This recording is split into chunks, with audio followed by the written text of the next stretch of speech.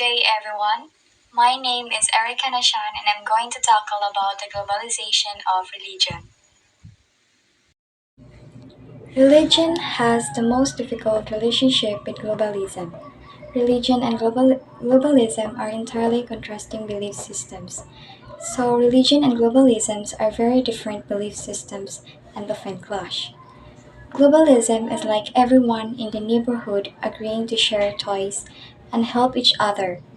Religion is like having different beliefs about what is right and wrong, and how to live your life. For example, sa globalism, usa ka company nga gustong magtukod og factory sa usa ka poor nga country aron makahatag og trabaho o makapanganil sa presyo sa mga butang para makatabang sa mga tawo.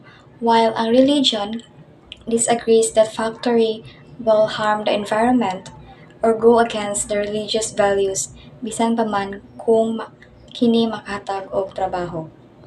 Religion concerned with the sacred. Religion follows divine commandments. Religion assumes that there is a possibility of communication between human and transcendent, and defines and judges human actions in moral terms, which is good versus bad. Religious people are less concerned about wealth and all that comes along with it. A religious person's main duty is to live a virtuous, sinless life such that when he or she dies, he or she assured of a place in the other world, which is the heaven. Religious aspires to become a saint. The religious detest politics and the quest for power, for they are evidence of humanity's weakness. So, religion focuses on the things that are holy or spiritual, not just in everyday life. So, religion has rules that believers need to follow. So, di ba, mga Christians man ta, natin gi-follow ng mga rules like pareha sa kanang mga Ten Commandments and so on. Communication with the divine, communication with God. So kita man jud guro tanan kay nakasulod nagsimbahan para maka-communicate or i-worship siya, not just kana musimba ta mag-pray man jud ta na, di ba? So also religion teach us what's right and good. And also less focus on wealth materials. Para ang money, mas gifocus nila ang spiritual things, so their goal is good life or magbuhat og maayo nga butang. Globalism places values on materials wealth. Globalism abides by human-made laws. Globalism's yardstick is how much of human action can lead to the highest material satisfaction and subsequent wisdom that this new status produces. Globalists, on the other hand, are less worried about whether they will end up in heaven or hell. Globalist trains to be shrewd business person. The globalist values them as both means and ends to open up further economies of the world. Globalism is about connecting the world through trade and shared ideas. Ang religion o globalism kay opposite. So kung ang religion kay less focus on wealth, ang globalism kay para nila wealth is important. Money and things is important. Diba na ang globalism following rules and commandments, while ang globalism follow the rules made by people, dili ang religious rules. So ang globalism, success means being rich and powerful. Globalism is not worried about heaven and hell, mas nag-focus sila sa life, dili sa afterlife. Finally, religion and globalism clash over the fact that religious evangelization is in itself a form of globalization. The religious is concerned with spreading holy ideas globally, while globalists wishes to spread goods and services. Religion regards identities associated with globalism, citizenship, language, and race as inferior and narrow because they are earthly categories.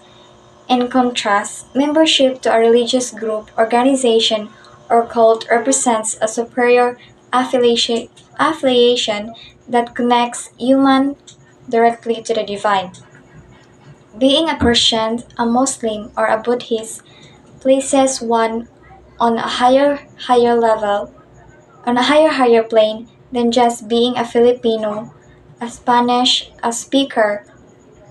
For example, missionaries travels the world to share their faith and convert people to their religions. While globalism, companies sell their products all over the world creating a global market.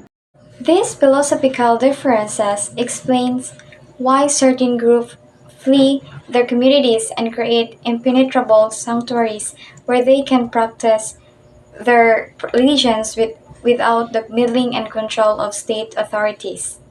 Communities justify their opposition to government authority on religious grounds. The image explains why some groups separate themselves from mainstream society. Tungod sa lain-lain nga mga gituuhan, some groups leave their communities aron makatukod og safe space para mahimo ang ilang religion nga walay sagabal gikan sa gobyerno. They feel the government doesn't respect or understand their beliefs. Kasagaran ilang gipasabot nga mas importante ang ilang kagawasan sa pagtuo kaysa pagsunod sa mga balaod. For example, ang Dalai Lama ug ang iyang mga sumusunod nagpuyo sa laing country aron dili makontrol sa gobyerno. The relationship between religion and globalism is much more complicated. The contemporary world is furiously religious. Religious fervor in Christianity, Islam, Hinduism, Buddhism, and Confucianism. Religions are the foundation of modern republics, Malaysia, Iran, and Indonesia. The picture states that the connection between religion and how globalized the world is much more complicated than it seems. It points out that many people around the world are very religious, and that religious is a very important part of many modern countries. For example, Malaysia, Iran, and Indonesia, where religion plays a significant role in their government and culture. Religion as a result of a shift in state policy. Church of England, Philippine Independent Church, religion for and against globalization. There is hardly a religious movement does not use religion to oppose profane globalization. Yet, two of the so-called old world religion, Christianity and Islam, see globalization less as an obstacle and more as an opportunity to expand their reach all over the world. The text point out that sometimes changes in government policies lead to the creation of new religious groups, which is the Church of England, Philippine Independent Church. It also says that many religions use their beliefs to oppose aspects of globalization they see as negative. However, some major world religions, like Christianity and Islam, see globalization as a chance to spread their influence worldwide. While religions may benefit from the processes of globalization, this doesn't mean that its tensions with globalist ideology will subside. Some Muslims view globalization as a Trojan horse hiding supporters of Western values like secularism, liberalism, or even communism ready to spread these ideas in their areas to eventually displace Islam. Ang pagsabot day-ani kay grabe gyud ang tensyon between Islam and globalization. Kay bisan pa ang religion maka-benefit sa globalization, ang uban nga Muslim kay ang pagtan-aw nila sa globalization kay Trojan horse. So, unsa jud na ang Trojan horse? Ang Trojan horse di ay kay usa ni siya ka strategy nga nagpakita sa isa ka butang nga dili makadaot pero naa di ay ni gitago nga peligro. Mao ni ang rason para mabalaka sila nga ang globalization makaapekto sa ilang pagtuo. These advocacies to reverse or mitigate economic globalization eventually gained the attention of globalist institutions in 1998. The World Bank brought in religious leaders in its discussions about global poverty, leading eventually to a cautious, muted, and qualified collaboration in 2000. So ang pasabot di ay ang mga tawo nga nagprotesta about negative effects sa globalization sa atong economy naka-attract sa atensyon sa mga organisasyon nga nagsuporta og globalisasyon. Ang World Bank nag-imbitar og mga leader sa relihiyon aron makaistorya about poverty sa tibuok kalibutan. However, the collaboration was not a complete agreement with the ideas of the religious leaders, but rather a careful attempt to work together with them. With the exception of militant Islam, religious forces are well aware that they are in no position to fight for a comprehensive alternative to the globalizing status quo, what Catholics call the preferential option for the poor. Is a powerful message of mobilization but lacks substance when it comes to working out a replacement system that can change the poor's condition in concrete ways. Sa kadaghan ng mga relihiyon, nakabalo sila nga dili gyud sila angay makig-away against the globalization. Kay bisan pa ang ilang concern sa pagtabang sa mga pobre pareha sa the preferential option sa mga Katoliko, pero walay klaro ang plano o usaon para makatabang sa mga pobre. Globalization of religion. Religion is a set of beliefs, practices, and values that guide the behavior and worldview of a group of people. It often involves the worship of one or more deities, and can provide a framework for understanding the meaning and purpose of life. Religion has played a significant role in human history, shaping culture, politics, and social norms. The major religions of the world include Christianity, Islam, Hinduism, Buddhism, Sikhism, Judaism, and many others. Christianity is the world's largest religion, with over 2.4 billion followers, and is based on the life and teachings of Jesus Christ. Islam is the second largest religion, with over 1.9 billion followers, and is based on the teachings of the Prophet Muhammad. Hinduism, with over 1.2 billion followers, is the oldest religion in the world and is mainly practiced in India. Buddhism, with over 535 million followers, is based on the teachings of Siddhartha Gautama and is practiced in many parts of Asia. Sikhism, with over 30 million followers, originated in India and emphasizes the importance of equality and service. Judaism, with over 14 million followers, is based on the belief in one God in the covenant between God and the Jewish people.